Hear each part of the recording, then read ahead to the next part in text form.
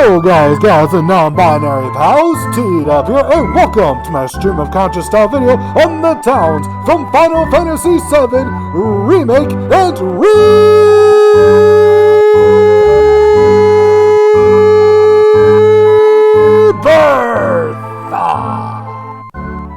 Now I know I just tackled the towns of Final Fantasy VII, so one might think that this video would be completely repetitive, but you might be amazed at what I have to say about the towns featured in these games, and I know what you're also wondering, why am I doing two at once? That's because if I were to only do Remake, I don't think I would have as much to say, and the video would be far too short for a proper YouTube video, so I decided to combine it with Rebirth. Also, I'm in a very, very Final Fantasy VII mood, so please allow me to indulge myself here, okay? Okay, cool, awesome, rad, let's get to it. Bang, bang, baby!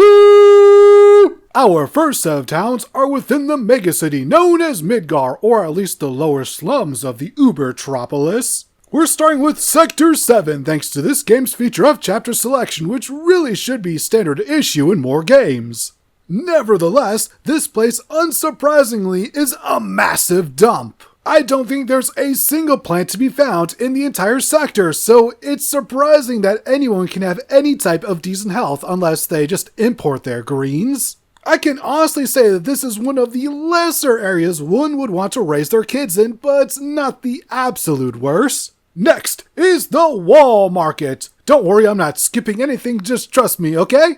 Anyway, seeing this place at night with all the lights and proper sleeves must have been what the developers of the original game had in their heads when designing this place. And I'll be honest, I tend to get lost here more often than I'd like to admit. And no, just because I'm playing as an outlaw swordsman with spiky hair and I tend to lose my sense of direction more often than I like to admit does not mean that I'm Zoro, Shin Tiger Curl of War Machine lore. Following that, it's Sector 5, which houses Aerith's home, which looks absolutely gorgeous with all of these flowers, and I assume that's the reason that this place has any plant life at all. This is certainly a far cry from the original game, which had the place looking borderline uninhabitable, but I suppose this is what happens when you adapt a 2D area into 3D. Overall, it still looks ghetto, just not as much as the OG. Oh, and I switched the order to show Wall Market during the day, which really loses a bulk of its luster. Just god dang, man. This place isn't the same without the nighttime vibe, you know? Shino might know, and I know referencing a niche wrestling promotion will go over a lot of people's heads, but I can't help how my brain operates, people. It's one crazy train, and I'm riding it till the end. Choo-choo, motherfuckers! So those were the towns for Final Fantasy VII Remake, but before we get to Rebirth, a quick plug for my Patreon page. Go and support if you truly enjoy my content, and hey, if nothing else, you get to see videos like this before anybody else. Immediately showcasing how much more open Rebirth is, we have Calm, which retains its medieval architecture, but it's so much bigger, which is going to be a mostly recurring thing. Mostly. Once again, I tend to get lost rather easily, but that's fine because this is not a bad town to get lost in, unlike Portsmouth, Virginia, or Plainview, Long Island, New York. Oh, and check out this view, just god dang, Rebirth is a beautiful game, man! Next is Junon, but the upper level is only available during the main story, and thus we're stuck on the lower level, which, much like Midgar, is hella ghetto. But these citizens are not taking being treated like garbage all that well, as can be seen by these protests. Fight the power, comrades! Hey, up here! Gotta love a good old seaside town. Speaking of which, that's our next destination, aka Costa del Sol! Unlike the original game, it's clear that tourism is what drives the economy here, and seeing as this place is an XP for Hawaii, I have little doubt that the native population is probably not super in love with it. But never mind that, there's a piano, and no, I can't play it all too well. Well, there goes my dreams of doing an instrumental cover of Welcome to the Black Parade. After that, we have an area that 100% retains its original vibe, Corel. Just walking around this town is depressing. You feel the pain and anguish of these people forced into poverty by Shinra. Just fuck! And once again, their townhouse is the only ropeway to the home of Glitz and Glamour, the Gold Saucer. What a fucking gut punch. Unlike the OG, there's no replayable cutscene for entering this area, boo earns to that, but the sheer spectacle of this location carries it. This is also the only place where the team splits up, meaning Cloud is all alone in this giant amusement park. Symbolism? Oh fuck, I may have just dated myself with that reference. Hey look at all these pretty colors! Ooh, pretty scenery. Pay no attention to how Shinra manipulates the media and pits working class people against each other with social issues while they get richer. Just focus on the mascots. Look, this one has an adorable knife! What isn't adorable is Gungaga because it is beautiful.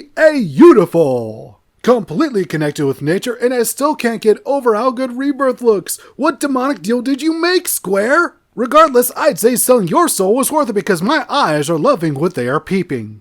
You can multiply that by 10 for the next area, Cosmo Canyon, which fully embraces the cliffside nature of the original game, but expands on the size greatly. This is another area affected by tourism, although more blatantly as you can see tourists pretty much everywhere. And this view, my goodness gracious, being able to see the entire explorable area below, like, what? How is this all rendered at the same time? Square, you're all mad, I swear! Speaking of mad, Nibelheim! Once again, this is the hometown of Cloud and Tifa that was set ablaze and destroyed but resurrected by Shinra. However, instead of just keeping company secrets, it's also a rehab center for these confused cloaked cases of conscious comatose creatures. It's an interesting deviation to be sure, but not one I personally mind. Still, it's got to be jarring to see your hometown go from being full of nice nodding neighbors to this, to say the least. Oh, and the Shinra Manor is so much tinier than the original game. I know it houses a full dungeon in the basement, but the second floor is completely cut. Lame! And just so we don't end on a bummer of a note, here's Crow's Nest, an anti-Shinra town that gets by on their own resources. While not rich with gil, they're at least rich in morality, and that goes a long way compared to the fate of the Shinra executives will probably face in the next game, that is, if they're following the original plot by any stretch. And that's the video, everyone. I hope you all enjoyed it. Next time we're going to be doing, I don't want to say a full video game review, but it will be a review of a plot of a video game. What video game? Find out in the credits! Or, more specifically, after the credits. Well, you understand what I mean, right? Right. Hopefully. Anyways, thank you all for joining me for this, and until next time, I hope you all have a perfect rest of your day.